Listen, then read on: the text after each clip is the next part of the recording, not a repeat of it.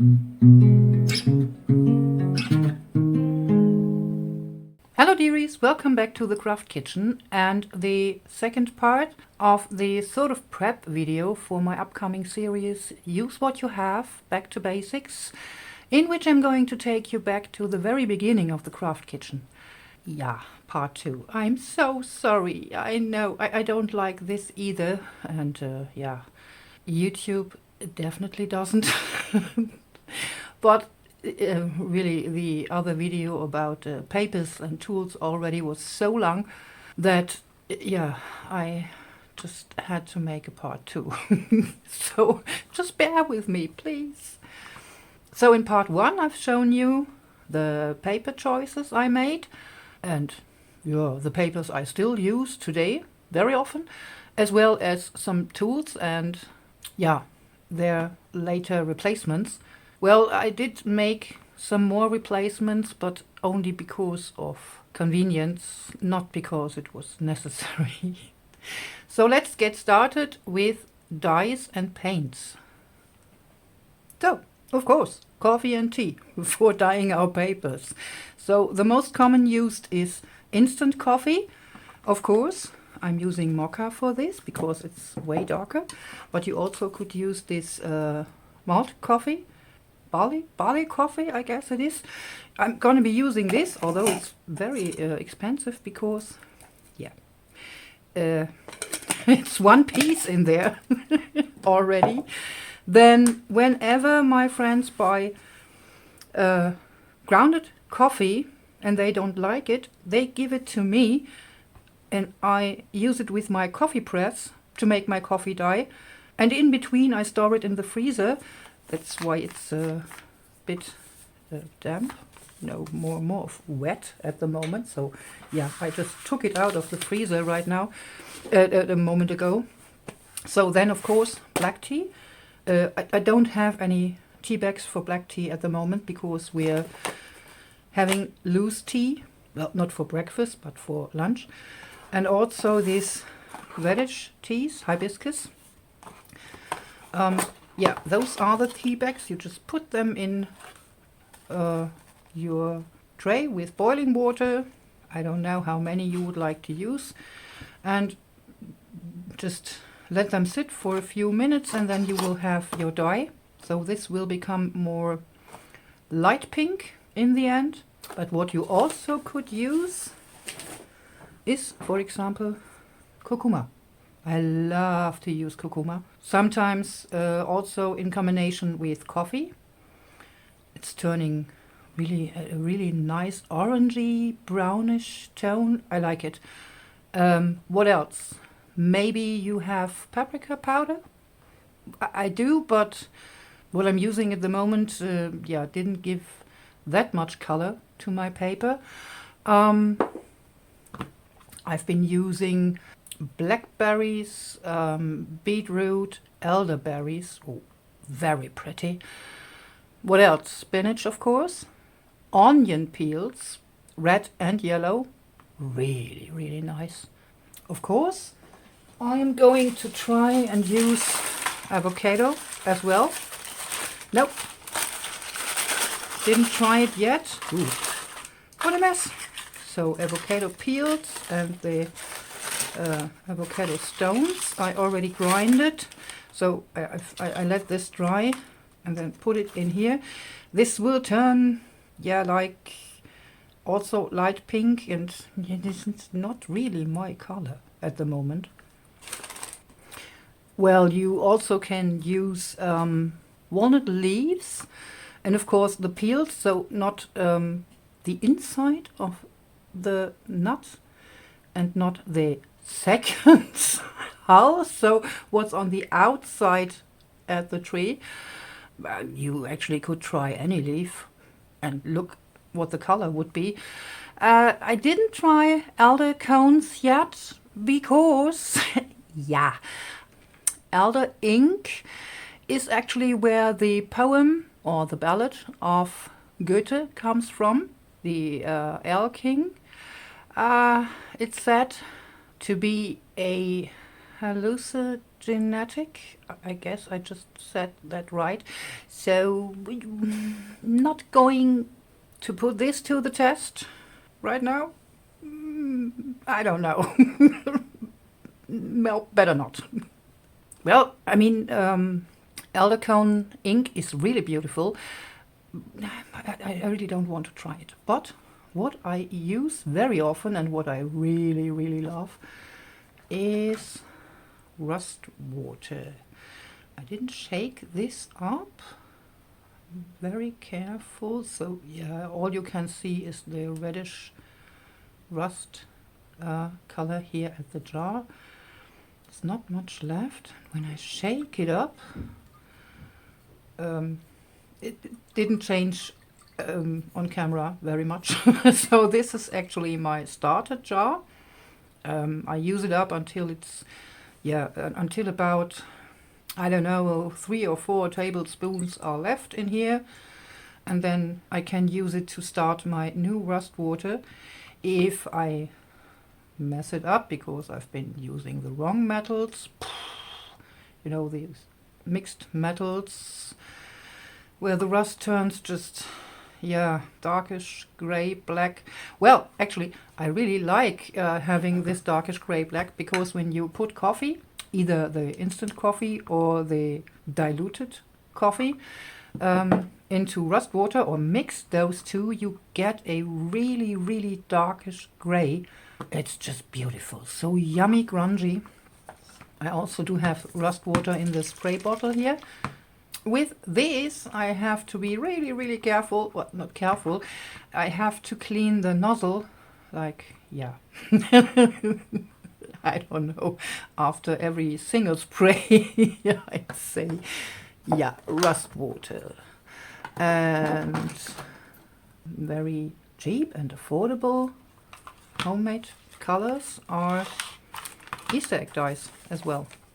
So just like those, I'm using those tablets, then press them between 2 spoons and make them into powder, so I don't have that much of a mess. I could use a mixer for this, but really, no. And then I do have those little jars here.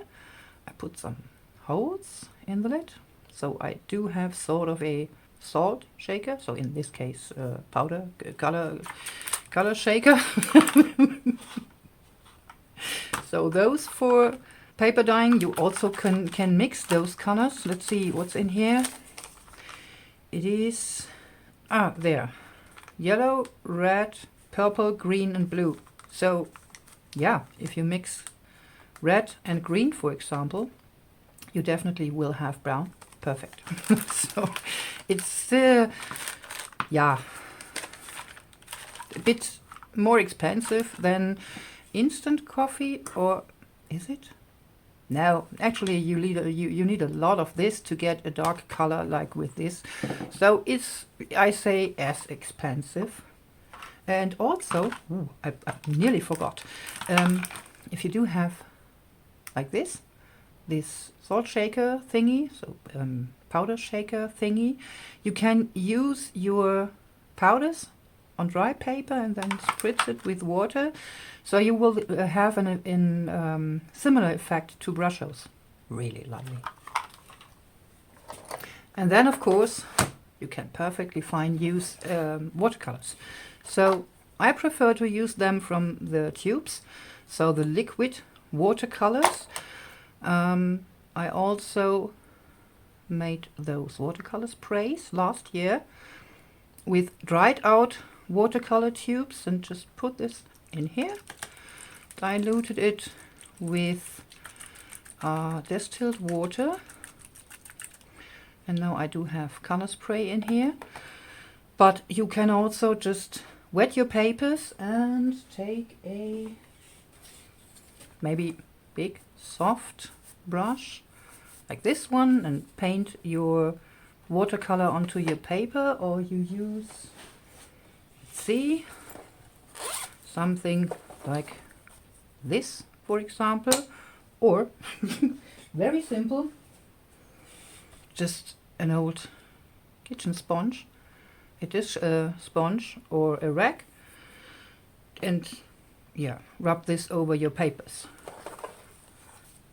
Yeah, so just experiment with dyeing methods or potential dyes, because what makes stains on your t-shirt also dyes paper pretty well. So, dyeing.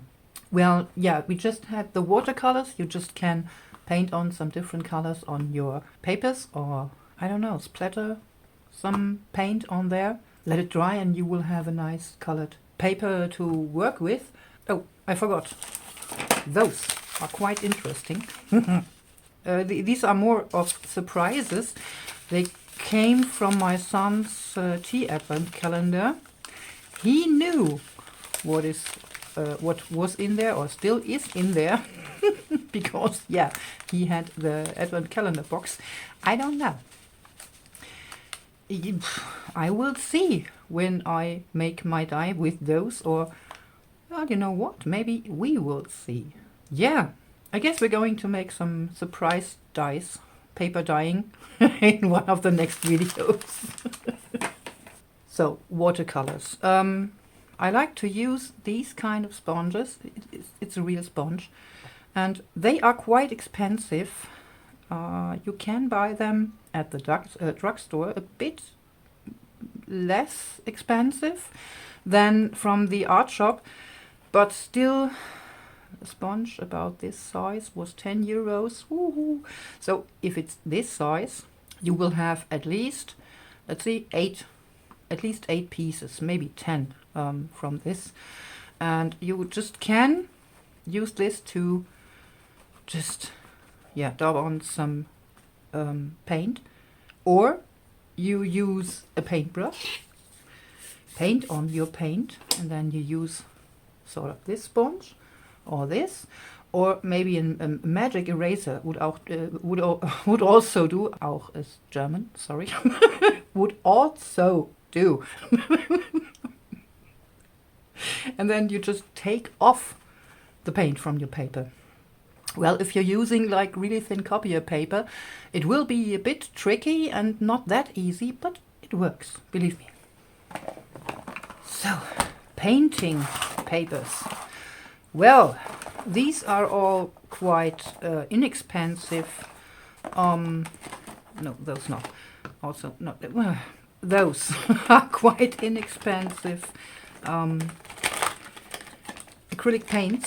So really, really cheap. I bet you can get them from the dollar store for about the amount I paid for them. And yeah, painting. You either could paint. So I would prefer to paint really thinly with acrylic paints on my paper, because I don't like the feel of thick acrylic paints on my paper. What I do is I use a brayer, and yeah, in the end this is more of mark making, just like you can do with those sort of scrapers. Again, mark making with a sponge, mark making with a toothbrush. We had this yesterday, so for splattering paint. Well, I prefer to use this sort of fan brush to splatter on my paper. Mark making, let's see. This is a piece of a the thingy you put under your rug so it doesn't slide, you know? So you could use this. Well, in fact,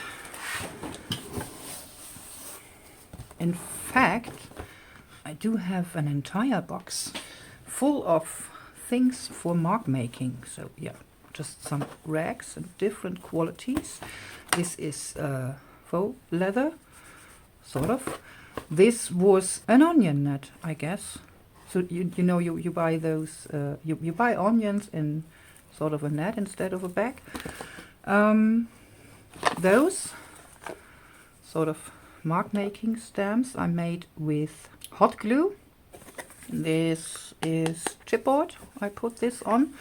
There have been corks glued to this before, but this didn't work out for me, so I have to lay this down flat and then use my brayer and go over it. Cut pieces of wood also nice for making marks. No, not those. Those are sanding papers. I happen to have those two. They came with a magazine, yeah, really decades ago because my daughter was still very young. Those sponges. Let me open this without tearing it. Not possible at all. Let's see. Maybe.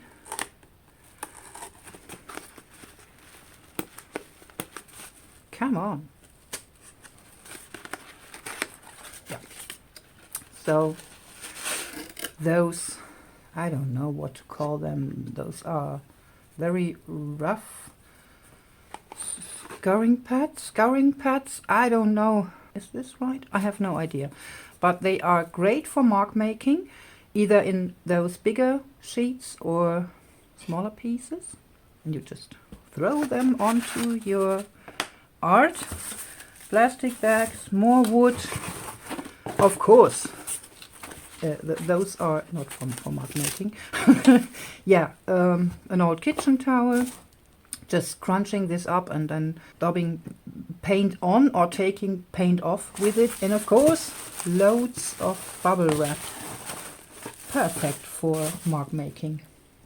Yeah, and since you have seen those right now, those I use to punch out sanding discs for this double handle ink blending tool. This actually was my first sort of real ink blending tool. I got very cheap from Action. As you can see there, I just cut this out with a circle punch. Sometimes, most of the time, I have to cut around here to have the right size. And those are soft on the back side, so they are actually for these little electrical sanding tools. I don't know the name of those. So they are perfect for sanding discs. Let's stick for a moment to the workshop section. So this is netting tape for laying tiles. There's a sticky on one side, and you can just put this on a piece of paper and then, yeah, just put some paint on there or some texture paste or what have you. So those are great for mark making as well. I mean, you also could put some texture paste on your paper.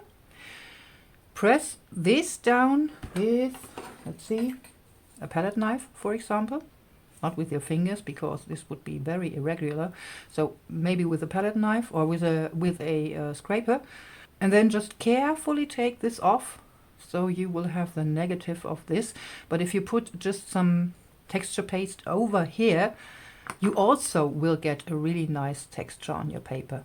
And this isn't as thick at all. And oh, what you also can do, I just love it.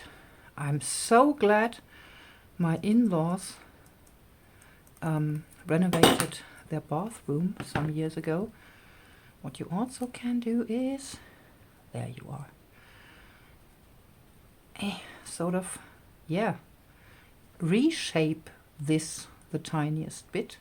Oh, yeah, now and then the fibers will come off, but then you have, yeah, more different shapes, like this one, for example. It's just great. So, and then, of course, alcohol inks. I actually do have 1, 2, 3 store-bought alcohol inks, and those are all homemade from, yeah, kind of like Sharpies. I bought a pack of permanent markers for, I guess it was €2, so really about 30 markers, maybe. And the tips were all dry. Yeah, well, I could have restored them, but no. I took out the paint felt thingy. What's the word for this? From the inside that holds actually the paint. Put it in isopropyl alcohol. Let it sit overnight, and then I got my alcohol inks. And yeah, of course it depends on the quality of the pens and how much alcohol you're using, etc., etc. But I'm, yeah, quite satisfied with how they turned out. Well, you will have to test your colors, of course, your alcohol inks, of course, but works for me. I only, so I got this one because I'm, yeah, really coloring medical tapes, so like this, quite often, because it's my go-to tape, and I wanted to try those Ranger? Yeah, Ranger alcohol inks, because they said it would be like more permanent, stable, better drying. I don't know what to call it. In fact, they are. They are not what I would consider to be cheap. Not as expensive either, but yeah, a bit pricey. But really good quality. Oh yeah, and I didn't buy the felt daubers, so this was a placemat. Not even real felt, so cheap wool, but plastic felt. This works perfectly. I just put on this Velcro dot here and press on my felt piece, and then I will have a tool to spread my inks with. I yeah, cut some off of the felt mat. So, and mixing all these, so like watercolors, acrylic paints and alcohol inks, I do have this basket. So let's see, this is yellow alcohol, homemade alcohol ink with some, let me get it, metallic, golden metallic powder, metallic pigment, fine. It says here it's from Raya. I made this myself. Then yeah, my rust water. And here's also some gold, some golden watercolor. I really like especially this color from this brand, Van Gogh. It's light gold, so yeah, not that greenish or yellowy, orangey. It's I just like it. Whereas I do have a more orangey acrylic gold paint here. I also use to make splatters. What else? This is a mix of black re-inker with distilled water, alcohol, and yeah, the core of a Sharpie pen. So the ink from a Sharpie pen. Here, oh yeah, this is Easter egg dye. Heavily watered down. This one's a bit thicker, so I do have two different shades here. Again, this is a mix of watercolor and acrylic paints, and again, distilled water to make more of a rusty color, so in opaque rusty color, as well as this one here. This looks, I don't know, this looks a bit pinkish here in the bottle, but it isn't. And for mixing those spray paints, I always use distilled water, because distilled water can't go off. This is just distilled water with some drops of walnut stain re-inker. What's here? Acrylic brown. Yeah, it's brown and black. Just heavily watered down. And you know what? Those I really can take out. Those I bought at Action because yeah, I really just wanted to have this gold spray. So it is acrylic glimmer spray, glitter. Yeah, it's actually glitter spray. But these spray paints are gooey.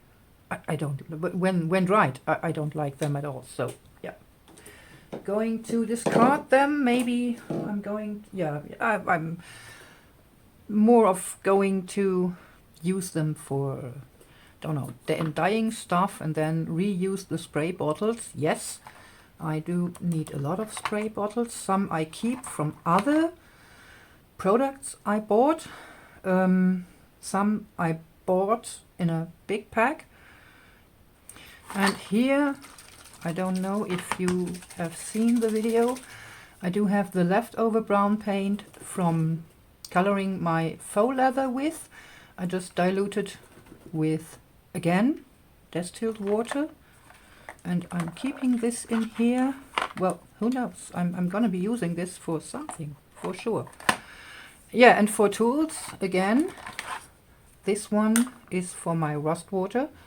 It says rust on here because if I would use this for first rust and then coffee, or the other way around, I would have, yeah, a grayish color everywhere. So not reddish, not brown, but gray. So this is specifically for rust, as well as this pipette. This again is a wall painter's brush I keep in here, just to have one ready. And also this one. This once was a really expensive watercolor brush. It's quite old. I bought this more than 30 years ago. Yeah, it's already a bit worn, so I can use it for those paints. And then I do have a lot of those facial, yeah, those makeup brushes. Really a lot. I not only use them for inks, especially for the distress oxides, but also for those paints to just blend the tiniest bit. And yeah, of course, I always do have 2 jars with white and black acrylic paint, heavily watered down with, again, distilled water. So you might want to get just some black and white acrylic paint. This is almost empty, but I always see that I do have a replacement bottle at home. It would be horrible if I would have to go to the shop first. Before we go over to pencils and other pens, I also make my own gesso and my texture paste. Well, of course I can buy my gesso really cheap at Action, which is not as bad, I'd say. But for this I would have to go to Action, and then they would have to have this in stock. So yeah, I'm making my own gesso with school glue, white acrylic paint and calcium carbonate. I guess it's called marble powder in the US. Well, it isn't marble, it's just, yeah, like I told you, calcium carbonate, so a component of plaster. And yeah, I use the same ingredients for my texture paste, only in very different amounts. So actually I could just make I don't know, yeah, more grayish texture paste or gesso, just like brown or green, yellow, pink, whatever, because I'm putting acrylic paint in there. Oh wow, it seems I'm really jumping from post to pillar here and back and forth, and yeah, still, or again, mark making. I'm so sorry. So for mark making you also can use stencils, of course. So yeah, those were what I had at hand when I first started. This one, I need a piece of paper. I only have this at hand, that'll do. So this one I had, then two of those. They all came from the same cheap store. Then this with the feathers and the flowers and the butterfly. So those I've been using for mark making when dyeing papers. Yeah, I don't know if I no, I liked it, but not anymore. This one I bought at the same cheap store. This actually is for, yeah, putting around your cake and decorating it. And those two I got from my daughter for a photo album, actually the photo album for our baby girl, for my granddaughter, which has black pages, and she added those, my daughter added those stencils and some acrylic pans I'm going to show you. But what you also could use for mark making is a stack of doilies. I just pulled out those small ones. They come in, yeah, very much pressed condition. So if you are careful, you just can place them on top of your paper and either paint on some dye or just spray it. Then let them sit until the paper is starting to dry and then pull them off. You actually can reuse this stack if it doesn't come off. But what you also can use for mark making, of course, are leaves. Either you press them between two pages while drying, so coffee dyeing, and then press them between two sheets of paper, so it will be more stacked, and then you have the mark from your leaves. Or you paint them with acrylic paint, maybe a bit more watery acrylic paint or watercolor, and then press them to your paper and maybe go over them with a brayer.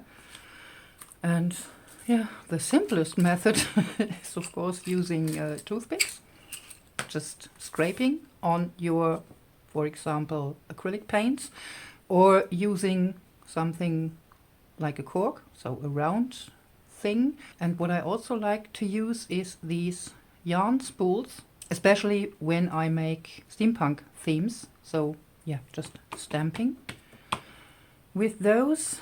Did I miss something again? Well, we will see. Yeah, and then of course all sorts of pens and pencils, right? I mean, it's really a lot. So yeah, fine liners, color pencils, again, fine liners, alcohol twin markers.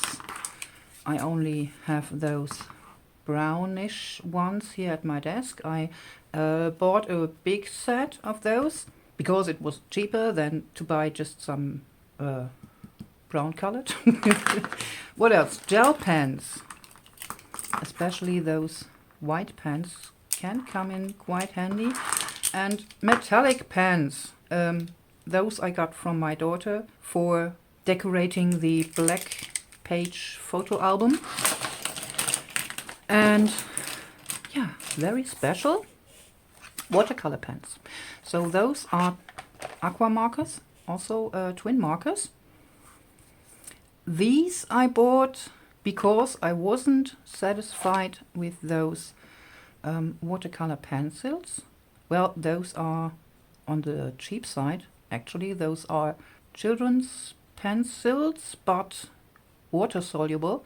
And I've been using them, let's see, to sort of, yeah, paint on my edges. Before I had the dye ink. Now I will need some water and a brush. Let's just spray some water here. And then I just watered the edges to have this sort of aging effect. Just try to blend this a bit. But actually, because they are, yeah, more on the cheap side, this didn't turn out that well. So I bought these twin markers, let's see, because I thought that this would turn out much better. So marking here, again using some water to try and blend this, but again it didn't turn out the way I wanted it to. I'm actually just, yeah, painting on here quite roughly. Well, this actually looked a bit better to me, but you know what? Now I feel silly because you can't just use watercolors, just children's watercolors and a sponge to do this. Really. When Margaret demonstrated this, I don't know, last year I guess it was, I felt like, duh. Because this is really hard to open. Yeah, I didn't think of this. Spray this the tiniest bit using just a sponge. I will have to cut this up the tiniest bit because it's much too big for my hand. So let's see. Just a bit of a dish sponge. Let's see. I guess that'll do. And then just use it like a like an ink dauber. Perfect. Well, I didn't know this, or it didn't come to me back then. But this is just awesome. Well, it's a lot of water, and it depends on your paper, of course. But the aging here on the edges is just beautiful. So what I also tried was using eyeshadows for this. Not those, but more brownish colors. Because Pam at the Paper Outpost recommended using eyeshadows instead of dye inks to ink up your pages. For me, this didn't work because there's no or not enough oil in the eyeshadows in Germany. I just found this out. Well, maybe it would work if you mix them with Vaseline or with glycerine. Just really the tiniest bit of Vaseline or 1 drop of glycerine. Maybe this would work, but then again, you not with the Vaseline, but with the glycerine, you would have oily stains on your papers, and you don't want this either. Well, give it a try. Maybe for you it just works. For me, it didn't. And what's also great, oh, I love them. Those are actually really children's sort of pencils. Well, they are called Woody 3-in-1 actually, because they are. These are, yeah, colored pencils. When you just, I guess I will need, well, this will do. When you just draw on paper like this, you will have just like pencil marks, right? But you can smear them with your finger like wax crayons. So, like this. And what you also can do, and this is just the best ever, when you use water on them, they react like really highly pigmented watercolor pencils. I just love this. Well, they are not as cheap, but yeah, my daughter bought them for my granddaughter. I also bought them back then for my son, because you can paint on glass, so at the windows with them. And if your child wants to paint on the wall, especially on wallpaper, you just can wash it off. But look at this. This is such highly saturated. I love them. Those are just great. And yeah, I guess a pack of 10 is 15, 16 euros by now, and buying them separately, I just had to buy new ones because my granddaughter found out Grandma had 2 of those in her stash. So buying them single, one costs about 2 to 2.50, so they are not as cheap. in the end, I'd say they are about the same price as the distress crayons, they are called, I guess. But for me, they are more easy to get. And yeah, back then I already had some of them, right? So I've been using them. And of course, I forgot about another thing. I'm so sorry. So if you don't have any watercolor pencils or watercolor pens, you might have colored pencils and Vaseline. So let's see. This is the green mark I make on my paper, like this. And when I put this in here and I paint right next to this, like so, I will have this much more blended, I really don't know if you can tell, than without the Vaseline. This is a trick I learned from my great cousin, who himself is a trained artist. Again, just the black pencil mark. Going to make this a bit more saturated. Then I use the same pencil with Vaseline, and I will achieve the saturation of this much more easy, and therefore I'm not destroying my papers. Great, just great. Yeah, but like I told you, eventually I bought distress inks because those were the only ones I knew of.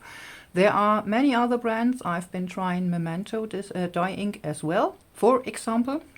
So these tiny cubes still come in this set, which is Black Suit, Walnut Stain, Vintage Photo and Antique Linen, which is perfect for starters. Well, like it says on here, distress ink.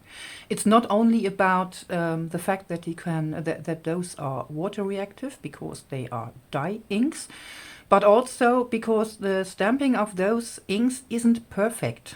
But that's absolutely okay with me, because when I needed a perfect stamping, I just used the stationary ink pad from my mother I still had. I don't know if you have seen the other video. So I had a pad like this, an office ink pad, black. I just bought this in blue and red. My office ink pad was a bit smaller, but eventually it really dried out. I had to discard it. Too bad. So yeah, I bought those, and those made my life much easier. I had already this stamp, which is a number stamp, you know, like an office stamp from my mom. This one, quite cute, my son got from his doctor for being really brave. I also had some corks, of course, I could make just circle stampings with. And I had this stamp, which says Danke, which is thank you in German, also from my mom.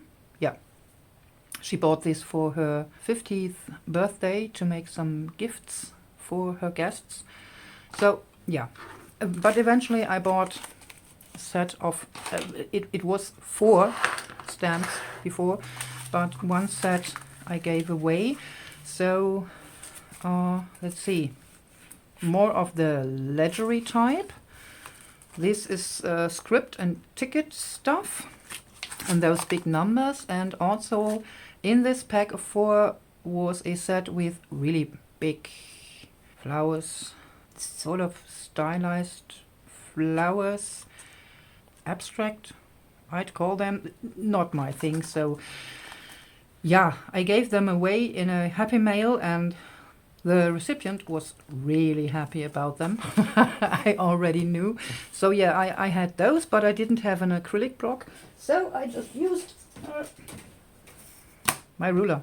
Well, didn't work that well with those bigger stamps, but yeah, I've been using my triangular ruler for this for quite some time.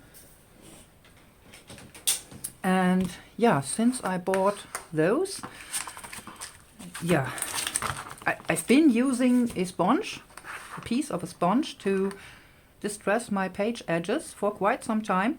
But eventually I bought some dauber foams, I guess they're called. And I found this tool. So attached with the foams, this one at Action for quite a low price. Oh, it's starting. Yeah. Ooh, to open here. But since I've been using black and brown inks, I just used this yarn spool, this empty yarn spool, still from my grandma, and put on a piece of Velcro here. So my, let's see, my, ooh, there you go, sponges stick to this, and I had a distressing tool. Great, just great. Nowadays I do have a lot of those, really a lot. But yeah, back then I didn't. Also, quite some time ago, I was lucky. In our cheap store, I found those finger daubers. I really like them. You also could use them like this, of course. I don't remember. I guess it was a pack of 10 for €1. I really don't remember. They are not the best quality, but it's quite alright. Now, dearies, I'm pretty much sure I forgot about many things again, but I hope I could give you an idea of what you can use instead of these expensive ink pads, or maybe, yeah, let's say brushes, for example. You don't need to buy all those expensive supplies when you just get started, because in the end you're going to buy those anyway. But first I would recommend you just test if you really want to stick to junk journaling, or if you're an inker, if you like to use stencils, if you like dyed papers. Just test it and later decide on what you want to have for, yeah, actually convenience. Yeah, sometimes it just really looks nicer if you have a real ink pad. I mean, using distress oxides is splendid, but I didn't have them for a long time. Well, actually, I tried to figure out how to make those sort of water reactive colors myself, because to me it was already absolutely clear there's zinc oxide in there for the reaction, but really buying zinc oxide and all the other pigments would have been as expensive as to buy just a set starter kit of those oxides. So eventually my husband had enough and bought me a starter kit. Yes, and I'm really excited to start making a journal with you with, yeah, what most of us might have at home. And I guess the first thing will be to prepare the papers, so to dye papers. Oh, excuse me, I just knocked you. And I really want to try out those. I have no idea what's in here. Maybe it's all green tea, maybe it's all black tea. I don't know. Well, this is definitely red tea, so berry tea for sure. And of course we're going to be using the Easter egg dyes as well as coffee, tea, curcuma, and maybe even some blackberries. When I looked out of the window today, I saw quite a lot of ripe blackberries in the backyard. So maybe I can use some to make paper dye with them. So yeah, I'd say let's start with dyeing the papers we're going to be using for the junk journal project. Not only for those who are just starting, this will be a nice experience, but also for those who started sort of midway. So having a lot of stuff and then starting from maybe scrapbooking and then starting to make junk journals. But also for those who started out like I did, this is just great, because to me, having a result in the end that didn't use all the perfect supplies is quite rewarding, isn't it? So dearies, I hope to see you in my next video when I'm going to start making a journal from junk, more or less. And until then, stay creative and be excellent to each other. Bye!